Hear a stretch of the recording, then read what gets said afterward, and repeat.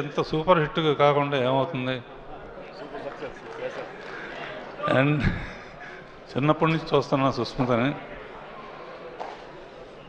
ఇటువంటి పెద్ద హిట్ రావటం అమ్మా నీ బాధ్యత ఇంకా బాగా పెరిగింది. సహో నీకు కూడా, అండ్ మీ ఫాదర్ని కూడా అడిగాను చెప్పు.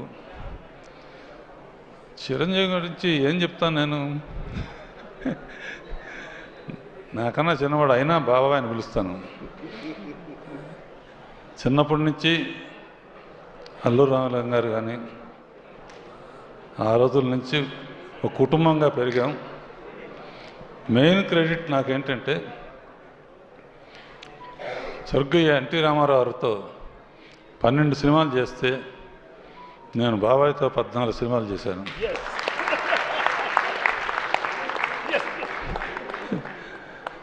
ఇప్పుడు ఏంటంటే జగదేకవీరుడు ఆయనే, అతిలోక సుందరి ఆయనే.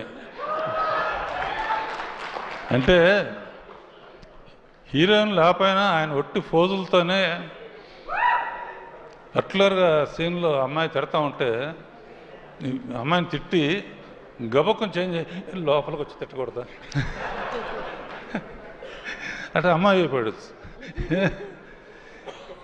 ఇక ఫోజుల సంగతి ఇలా పెట్టినా అలా పెట్టినా, ఇలా పెట్టినా ఎలా పెట్టినా, ఎలా పెడతాడో తెలీదు. అన్ని రకాల ఫోజులు నాకు ఇప్పటికే అర్థం కాదు. అండ్ ఒక విత్తనం నాటితే మర్రి చెట్టు అవుతుంది, యాపిల్ చెట్టు అవుతుంది. నేను ఒక విత్తనం నాటాను వీళ్ళిద్దరి మధ్య. బాబాయ్ అనిల్తో ఓ సినిమా చేయాలి నువ్వు అని ఒక చిన్న విత్తనం నాటాను. యాపిల్ చెట్టు వస్తుంది అనుకున్నాను, కానీ వటవృక్షం అయిపోయి మర్రి చెట్టు అయిపోయింది. మరి ఎంతమంది నీళ్లు పోసారో, అమృతం పోసారో ఏం తెలుసు. అండ్ యూ డిజర్వ్ ఇట్ బాబాయ్. ముఖ్యంగా మా వెంకీ, ఇతని ಏನಪ್ಪ ಏನು ಈ ಮಾದರಿ వెంకీ గౌడ్ వెళ్ళిన బందిరి అంటే కన్నడంలో మొదలుపెట్టి నువ్వు కూడా ఎండ్లో జాయిన్ అవటం అనేది సినిమా దుమ్ము దులపటానికి కారణమైంది.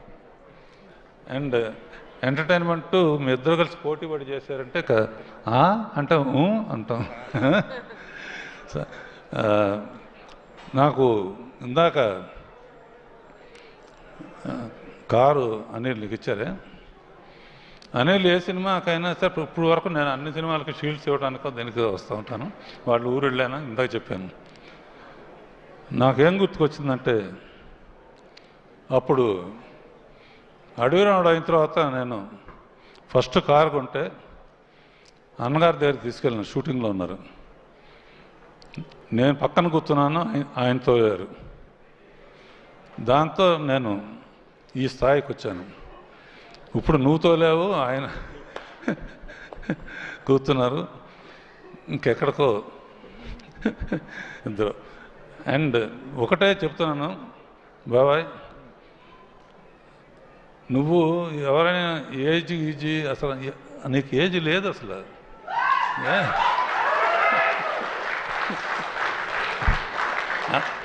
అందరూ నన్ను అడుగుతారు, మా ఇంట్లో వాళ్ళు కానీ బయట అందరు కానీ, ఏంటి చిరంజీవి రహస్యం ఏంటి? ఒకే మాట చెప్తాను, జరిగిన విషయం. సరిగ్గా 30 years బ్యాక్ దగ్గర ఇంద్రా సినిమాలో ఒక సాంగ్ వేణబెట్టి ఉంటుంది. నేను ఏదో ఊరు వెళ్తున్నాను, ఫ్లైట్కి టైం అయింది. 8 రూమ్లో ఆ సాంగ్ చూడమని దత్తు గారును వాళ్ళు కవర్ చేశారు. టైం లేదంటే ఆ ఒక్క సాంగ్ చూసేళ్ళు, ఆ ఒక్క సాంగ్ చూశాను. ఫ్లైట్ కానీ లేకపోతే తిన్నగా ఇంటికి వెళ్ళిపోయామండి. ఫోన్లో చెప్పాను, నీలాగా డ్యాన్స్ చేసేవాడు ఎవ్వరు పుట్టడం అని.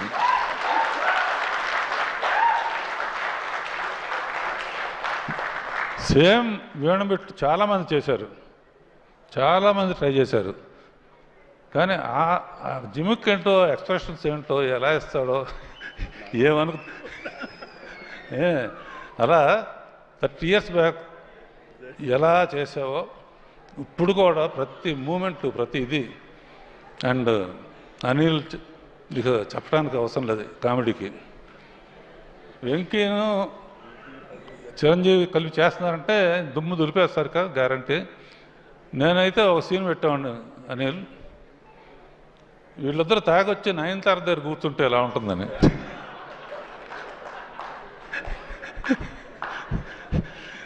సరే, జరిగింది జరిగిపోయింది. సంక్రాంతికి నిజంగా యాక్చువల్గా ఏంటంటే సంక్రాంతి టైంకి ఇండస్ట్రీ చాలా డల్గా ఉంది. డల్గా ఉన్నప్పుడు ఇండస్ట్రీ గబుక్కున హనుమంతుడు అందరూ దెబ్బతిని కినబడిపోతే అనిల్ సైగ చేశాడు. చిరంజీవి వెళ్ళి సంజీవిని తీసుకొచ్చి మొత్తం ఇండస్ట్రీని బతికించాడు. అండ్ ఇది ఫ్యాక్ట్. అనదర్ థింగ్, పోయిన పిక్చరు సంక్రాంతికి వస్తున్నప్పుడు భీమ్స్కి చెప్పాను, భీమ్స్ గుర్తుంది కదా, మాట నిలబెట్టావు. అండ్ నువ్వు కూడా సూపర్ స్టార్ మ్యూజిక్ డైరెక్టర్తో ten ten ten ten ten ten ten ten వదిలిపెట్టలేదు. Okay, all the best Saaho and everybody. బాబాయ్.